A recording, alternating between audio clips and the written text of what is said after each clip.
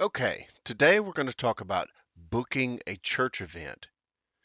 Church events can be very, very lucrative for your inflatable business or any event rental business for that.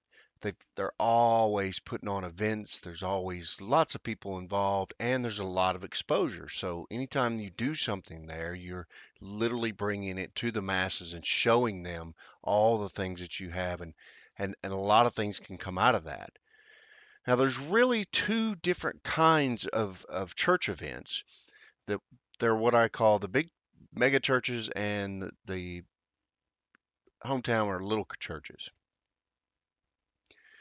The reason that I categorize them like this is because they are literally two separate customers. The big churches have several advantages in that they usually have a larger budget. They usually throw bigger events. They usually have more events because they are feeding the masses. They're doing things out there for the community and they want to bring those things in and they want to use you to try to do that.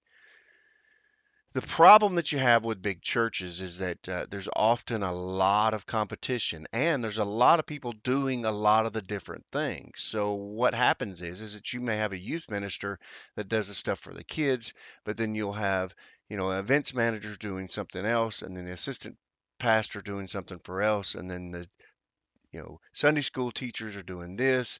And then a lot of them have daycares and they may be a totally separate person.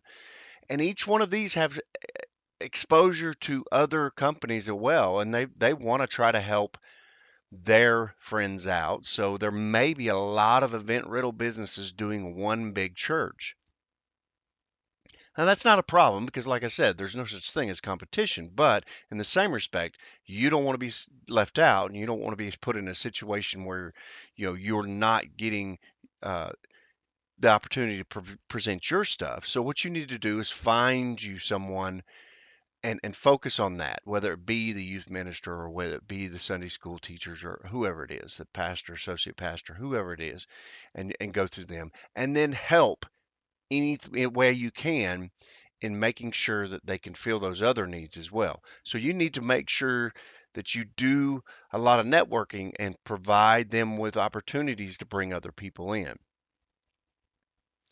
Not everybody is going to feel the same way, and sometimes you're going to have people that are going to try to be, get in and try to do everything. And I promise you, the biggest mistake that you can do in a large church is try to be everything for everybody all at once because you really can't, and it's just going to create animosity in a situation, and that's not what it's there for. Now, the small churches have the exact opposite problem. They're they're smaller, which means they have a smaller budget. They have a desire to do things to try to bring people in and grow, but they really don't have the money that is going to be necessary to try to do this. And in most cases, it's probably money coming straight out of the pastor or associate pastor's pocket, or some one of the main church members. Now, there's some ways around this that you can fix this. Obviously, you could put together packages and things like that. You could help them focus on important events so that they are maximizing their return and getting, the best bang for their buck. But you can also go out and try to help find them some sponsors. There is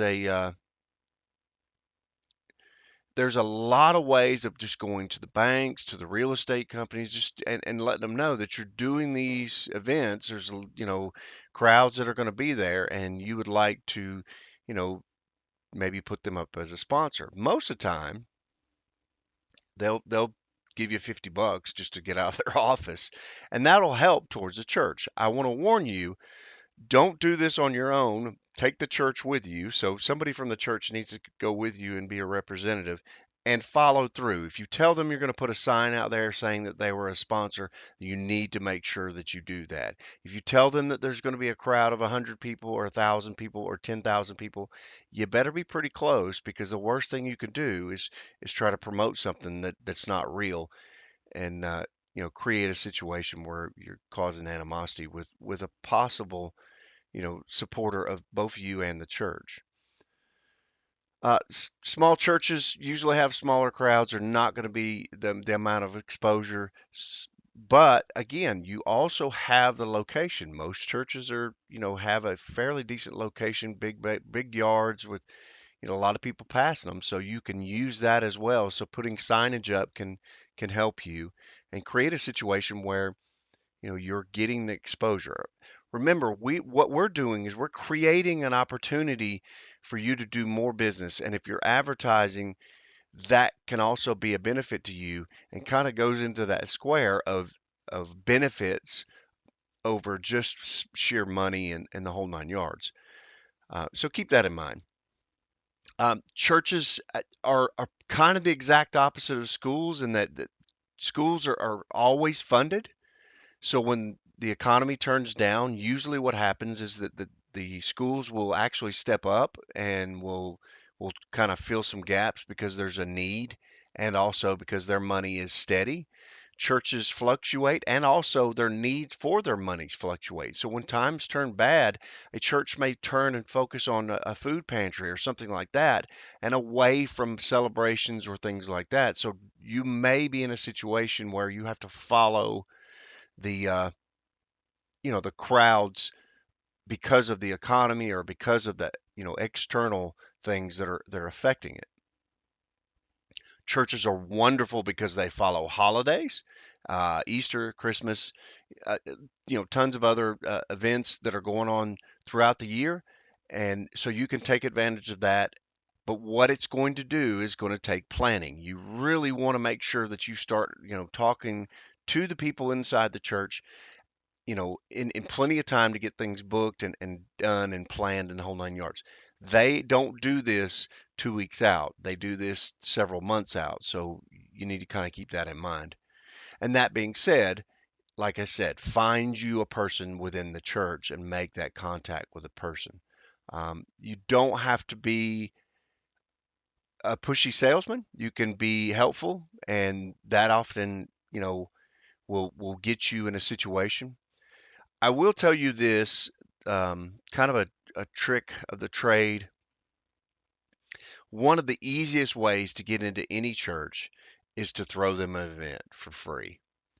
And I know that some of you can't, afford this or can't have the time for this or the what or whatever, but you really need to kind of focus on the idea that giving will always make a situation where you can receive. If you throw one big event for them and just plan it and go all out, you'll be surprised what will happen. You can be the focus. Now sometimes people will take advantage of that and they'll take your charity and then they'll move on. But again, if you're getting the exposure from the advertising or you're getting something that you can hand out or be a part of, or even if you can lead the prayer at the church, and let people know that you are an organization that supports the religion, and that makes you part of the village, that makes you part of them, and they will shop with you. Um, I hope this helps. I hope you guys are enjoying the videos, and if you can give us a like and a subscribe, that'd be great. No such thing as competition, so you guys help each other, and if you need me, you know where to get me. Thanks a lot.